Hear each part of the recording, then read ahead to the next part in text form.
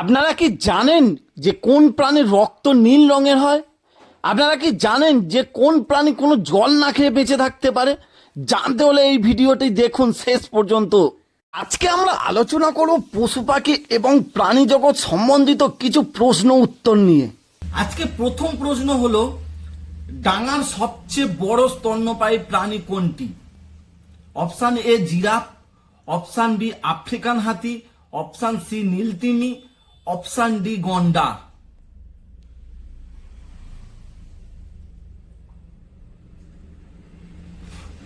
তো সঠিক উত্তরটি হবে আফ্রিকান হাতি।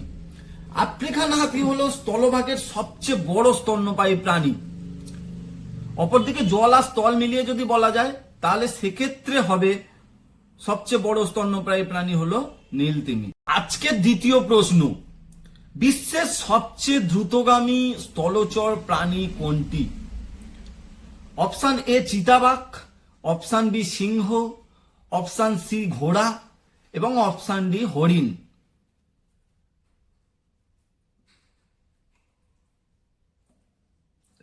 সঠিক উত্তরটি হবে চিতাবাঘ। চিতাবাঘ স্বল্প দূরত্বের দৌড়ে ঘন্টায় প্রায় 80 থেকে 120 কিলোমিটার গতিবেগ ছুটতে পারে, যা স্থলচর প্রাণীদের মধ্যে সর্বোচ্চ। আজকে তৃতীয় প্রশ্ন হলো, কোন প্রাণীর কোনো শব্দযন্ত্র বা কণ্ঠনালী বা ভয়েস কর্ড থাকে না? অপশান এ উট, option B giraffe, option C zebra, option D হাঙর।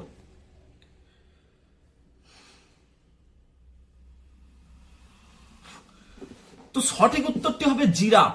জিরাফের গলা লম্বা হলেও তাদের ভয়েস বক্স বা ষড়যন্ত্র অত্যন্ত অপ্রকাশিত এবং ষড়যন্ত্রের বায়ুপ্রবাহের জন্য প্রয়োজনীয় চাপ তারা তৈরি করতে পারে না, ফলে কার্যত তারা নিঃশব্দ। পরের কোশ্চেন হচ্ছে, কোন প্রাণীর শরীরের রক্ত নীল রঙের হয়ে থাকে? Option A octopus, option B তারা মাছ, অপশান সি জেলিফিশ এবং অপশান ডি তিমি।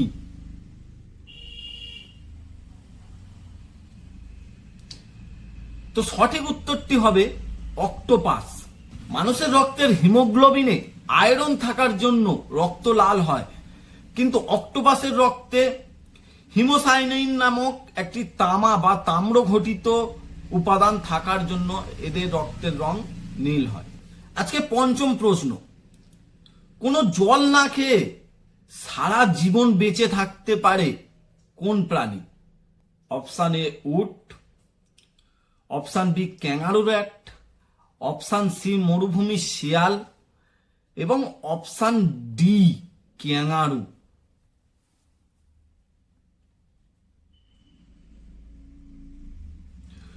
তো সঠিক উত্তরটি হবে ক্যাঙ্গারু র্যাট।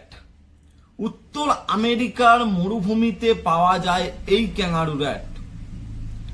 এরা তাদের জীবনে কখনো সরাসরি জল খায় না। তারা যে শুকনো বীজ খায় তা বিপাকের মাধ্যমে বা মেটাবলিজমের মাধ্যমে তাদের শরীরে জলের চাহিদা মেটায়।